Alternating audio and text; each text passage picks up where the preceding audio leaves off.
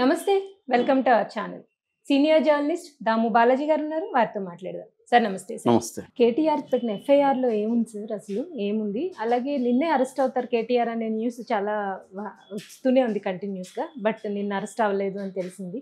అలాగే బీఆర్ఎస్ అక్కడ పోలీసులు చాలా భారీగా మోహరించారు. ఈ రోజు అరెస్ట్ అయ్యే అవకాశం ఉందా కేటీఆర్? నిన్నంతా కూడా డ్రామా నడిచింది, హై డ్రామా. యాక్చువల్గా అసెంబ్లీలోనే చర్చకు పట్టుబట్టాడు కేటీఆర్. అసెంబ్లీలో చర్చిద్దాం, ప్రజల ముందు ఉంచుదాం, మీరు నిరూపించండి, అసెంబ్లీలో నేను తప్పు చేసినట్టుగా నిరూపించండి అని కేటీఆర్ ఛాలెంజ్ చేశాడు. బట్ అక్కడ అసెంబ్లీలో చర్చకు స్పీకర్ అనుమతించలేదు. దాంతో బయటకు వచ్చి కేటీఆర్ నన్ను అరెస్ట్ చేయడానికి రేవంత్ రెడ్డి ట్రై చేస్తున్నాడు, నువ్వు అరెస్ట్ చేసుకో, నీ కేసులకి ఎవడు భయపడే ప్రసక్తి లేదు, నేను ముందస్తు బెయిల్కి కూడా అప్లై చేయను, నువ్వు అరెస్ట్ చేసుకో, నేను జైల్లో పోవడానికి నేను రెడీగా ఉన్నాను అని కేటీఆర్ ఛాలెంజ్ చేశాడు. ఎందుకు నేను అంత ధైర్యంగా అంటే ఓపెన్గా నువ్వు నన్ను ఏమీ పీకలేవని కూడా ఆయన ప్రెస్ మీట్లో అన్నాడు. ఇంత అగ్రెసివ్గా ఎందుకు మాట్లాడుతున్నా అంటే, నేను తప్పు చేయలేదు, నేను అవినీతికి పాల్పడలేదు, నేను హైదరాబాద్ బ్రాండ్ ఇమేజ్ని పెంచడానికే ఈ కార్ రేసింగ్ అనేది ఇక్కడ ప్రెస్టేజియస్గా దేశంలోనే ఫస్ట్ టైము హైదరాబాద్లో ఏర్పాటు చేశాను. దానికి పారదర్శకంగా మనీ రిలీజ్ అవన్నీ కూడా పారదర్శకంగా ఉన్నాయి, ఎక్కడ మిస్యూజ్ అనేది లేదు. నిజానికి రేవంత్ రెడ్డిని అరెస్ట్ చేయాలి, రేవంత్ రెడ్డి ఇండియాలో వస్తున్న దాన్ని రానికుండా చేశాడు, సో ఇండియన్ బ్రాండ్ మొత్తం దేశానికే నష్టం చేశాడు రేవంత్ రెడ్డి అన్న అగ్రెసివ్గా ఆయన మాట్లాడాడు. అయితే రేవంత్ రెడ్డి ఒక ఆర్గనైజ్డ్గా, నేను నిన్న అల్లు అర్జున్ విషయంలో కూడా చెప్పాను, రేవంత్ రెడ్డి ఏంటంటే చాలామందిలాగా మూర్ఖంగా బిహేవ్ చేయట్లేదు, వెరీ ఆర్గనైజ్డ్గా వెళ్తున్నాడు. ఎవరినైనా అరెస్ట్ చేయాలన్నా ఆయన ఒక పద్ధతిగా వెళ్తున్నాడు. అదేదో అతనిలో డైలాగ్ ఉంది కదా, అతను శ్రద్ధగా కొట్టాడరా, అంటుకట్టినట్టు కొట్టాడరా అని మహేష్ బాబు గురించి తనికెళ్ళ బర్నీ డైలాగ్ ఉంటుంది. సో అలాగా రేవంత్ రెడ్డి కూడా చాలా ఆర్గనైజ్డ్గా వెళ్తున్నాడు. కేసులు పెట్టడం కావచ్చు, దానికి ముందు ఒక ఇప్పుడు విద్యుత్ దీని మీద కానీ కాళేశ్వరం ప్రాజెక్టు వీటి మీద అంతా కూడా కమిషన్లు వేశాడు. అంటే కమిషన్లు వేయడం, కమిషన్లు తేల్చడానికి వాళ్ళకి టైం ఇవ్వడం, మొత్తం తేలినాక డీటెయిల్గా రిపోర్ట్ తీసుకోవడం, ఆర్గనైజ్డ్గా దీంట్లో ఏమేమి ఉన్నాయి, లీగల్ ఇష్యూస్ ఏంటి, అరెస్ట్ చేస్తే వాళ్ళ ప్లాన్స్ ఏముండొచ్చు, దాన్ని ఎలా ముందు బ్రేక్ చేయాలి, ఇవన్నీ ఆర్గనైజ్డ్గా ప్లాన్డ్గా తీసుకొస్తున్నాడు.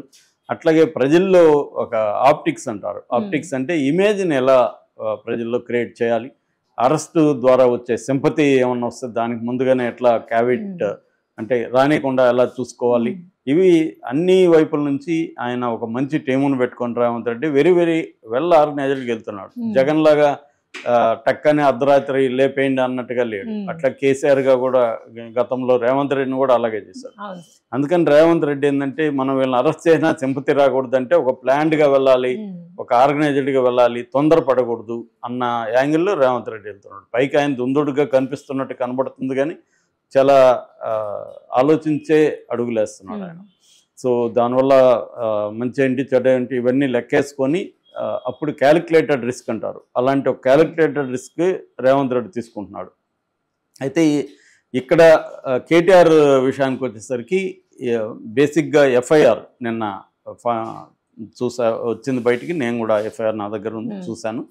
సో ఎఫ్ఐఆర్లో ఏముంది, ఎఫ్ఐఆర్ ఎవరు చేశారు, ఏసీబీ వాళ్ళు చేశారు. ఏసీబీ అంటే యాంటీ కరప్షన్ బ్యూరో. బేసిక్గా మున్సిపల్ సెక్రటరీ ఉంటున్న దానకిషోర్ కంప్లైంట్ చేశాడు ఏసీబీకి.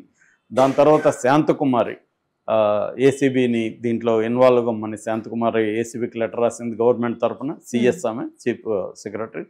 దాని తర్వాత వీళ్ళు ఈయన అప్పుడు మంత్రిగా ఉన్నాడు కాబట్టి మంత్రి మీద పీసీ యాక్ట్ పెట్టాలనుకుంటే 17A అమెండ్మెంట్ ప్రకారం, పీసీ యాక్ట్ అంటే prevention of corruption act, 17A ప్రకారం ఒక మంత్రి స్థాయిలో ఉన్న అరెస్ట్ చేయాలంటే గవర్నర్ పర్మిషన్, ముందస్తు పర్మిషన్ తీసుకోవాలి. అందుకని వీళ్ళు గవర్నర్కి ముందుగానే పెట్టారు. 1 month ముందుగా గవర్నర్ టైం తీసుకొని లీగల్ ఒపీనియన్ తీసుకొని గవర్నర్ కూడా పర్మిషన్ ఇచ్చాడు. జిష్ణుదేవ్ వర్మ పర్మిషన్, అంటే గవర్నర్ పర్మిషన్ తీసుకున్నారు. ఇటు లీగల్గా ఎలాంటి ప్రొసీజరల్ ఫాలో కావాలో ప్రొసీజరల్ మెథడ్స్ని ఫాలో అయ్యారు. దాని తర్వాత కోర్టు నిన్ననే ఎఫ్ఐఆర్ని నాంపల్లి కోర్టుకు కూడా పెట్టారు. అంటే విత్ కోర్టు ఇది తీసుకొని, నిజానికి దీంట్లో కోర్టు పర్మిషన్ అవసరం లేదు, అరెస్ట్ చేయొచ్చు. ఎందుకంటే 409 8 years పైన IPC 409 ఇదే సెక్షనే చంద్రబాబు మీద పెట్టారు. అందుకనే చంద్రబాబుకు నోటీసులు ఇవ్వకుండా అరెస్ట్ చేశారంటే ఈ సెక్షన్ ఉంది కాబట్టి 409 అనమాట IPC ఇది. అందువల్ల అదేవిధంగా ఈయన మీద కూడా PC యాక్ట్ కింద 13(1) రెడ్ విత్ 13(22) ఇలా ఆ సెక్షన్లు 13 సెక్షన్ అనేది జనరల్గా పెడతారనమాట. అది కాకుండా IPC 409 120B 120B అంటే కుట్ర అనమాట, కాన్స్పిరసీ, క్రిమినల్ కాన్స్పిరసీ. సో ఈ 3 సెక్షన్ల కింద పెట్టారు. ఈ 3 కూడా బలమైన సెక్షన్లే. జనరల్గా అవినీతి కేసులు ఈ 3 సెక్షన్ల కింద పెడుతుంటారు. చంద్రబాబు మీద అవే పెట్టారు, ఈయన మీద కూడా అవే పెట్టారు. సో దాన్ని ఒక పద్ధతిగా తీసుకెళ్తున్నాడు. ఇప్పుడు ఆ ఎఫ్ఐఆర్లో ఏముంది? ఎఫ్ఐఆర్లో ఏముందంటే ఈయన ఈ ఫార్ములా ఈ రేసు, ఫార్ములా ఈ అంటే formula electric car race first time ఇండియాలో. అంతకుముందంతా మామూలుగా డీజిల్ పెట్రోల్ వీటిలో ఉండేవి లేదా లిక్విడ్ ఫ్యూయల్ ఉండేది. దీంట్లో ఏంటంటే ఇప్పుడు ఎలక్ట్రిక్ కార్స్తో రేస్ కండక్ట్ చేయడం అనేది నెక్లెస్ రోడ్లో 2023 ఫిబ్రవరి 11న జరిగింది. ఇది ఆనంద మహీంద్ర, దీంట్లో మహీంద్ర కార్ల MD ఆయన కూడా పార్ట్ అయ్యాడు. అట్లాగే FIA అనమాట, ఫెడరేషన్ ఆఫ్ ఇంటర్నేషనల్ ఆటోమొబైల్స్, ఈ సంస్థ కండక్ట్ చేస్తూ ఉంటారనమాట. ఆ సంస్థ దీంట్లో ఇదైంది. దీంట్లో HMDA కూడా ఇన్వాల్వ్ అయింది. అట్లాగే గ్రీన్ కో అనే ఒక ప్రైవేట్ సంస్థ, నెక్స్ట్ జెన్ అనే ఒక సంస్థ అయింది. దీనికి మొత్తంగా 200 కోట్లు ఖర్చు పెట్టారని చెప్తున్నారు. ఇందులో గ్రీన్ కో 150 కోట్లు, HMDA 30 కోట్లు ఖర్చు పెట్టారు. హైదరాబాద్ రేసింగ్ లిమిటెడ్ అనమాట ఒక సంస్థలాగా ఏర్పాటు చేసి దాని ద్వారా 30 అంటే HMDA నుంచి రిలీజ్ చేశారు. దాని తర్వాత నెక్స్ట్ దానికి 55 కోట్ల అడ్వాన్సులు HMDA రిలీజ్ చేసింది. HMDA నుంచి ఫండ్స్ కేవలం 10 కోట్ల వరకే HMDA వాలంటరీగా రిలీజ్ చేయొచ్చు.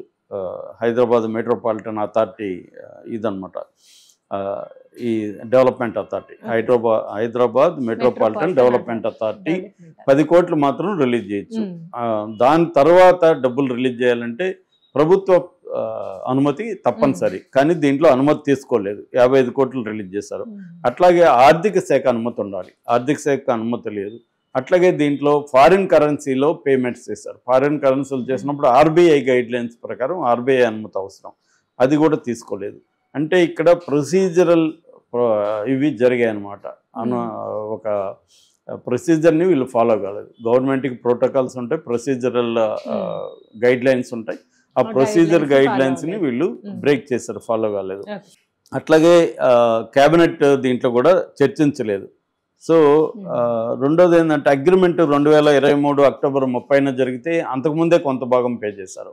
ఇంకొక అంశం ఏంటంటే ఎన్నికల కోడ్ ఉన్నప్పుడు కూడా కొంత అమౌంట్ పే చేశారు. ఎన్నికల కోడ్ ఉన్నప్పుడు ఇట్లాంటివి జరగాలంటే ఎన్నికల కమిషన్ పర్మిషన్ తీసుకోవాలి, అది తీసుకోలేదు. ఇది వీళ్ళు చెప్తున్నది. దీంట్లో అవినీతి జరిగిందా, డబ్బులు ఈయన తిన్నాడా, అది కాదు వీళ్ళు చెప్తున్నది. ప్రొసీజరల్ గైడ్లైన్స్ని ఫాలో కాలేదనేది ప్రధానంగా చెప్తున్నారు. అందువల్ల ఇది క్రైమ్ కిందకు వస్తుంది. అందుకని ఈయన్ని A1గా పెట్టారు, KTRని A2గా HMDAకి కమిషనర్గా ఉన్న అరవింద్ కుమార్ని పెట్టారు, BLN రెడ్డి అని చీఫ్ ఇంజనీర్ని పెట్టారు. ఓవరాల్గా ఇదేంటంటే 54,88,87,043 రూపాయలు టోటల్ అమౌంట్. అంటే రఫ్గా రౌండ్ ఫిగర్ 55 కోట్లు. సో అందుకని ఈయన నేరం చేశాడనేది దీంట్లో ఎస్టాబ్లిష్ చేశారు. ఎఫ్ఐఆర్ని కొట్టుకు పెట్టారు. నాకు తెలిసి మోస్ట్లీ ఈరోజు KTRని అరెస్ట్ చేస్తారు. ఎందుకంటే ఆయన బెయిల్ నేను వెళ్ళట్లేదు అంటున్నారు, కానీ ఒకవేళ వెళ్లితే కూడా బెయిల్ రాకుండా 2 రోజులైనా జైల్లో ఉండడానికి వాళ్ళు ఇది చేస్తున్నారు. KTR కూడా రెడీగా ఉన్నారు. జైలుకి వెళ్ళి వస్తే మనకి ఇంకా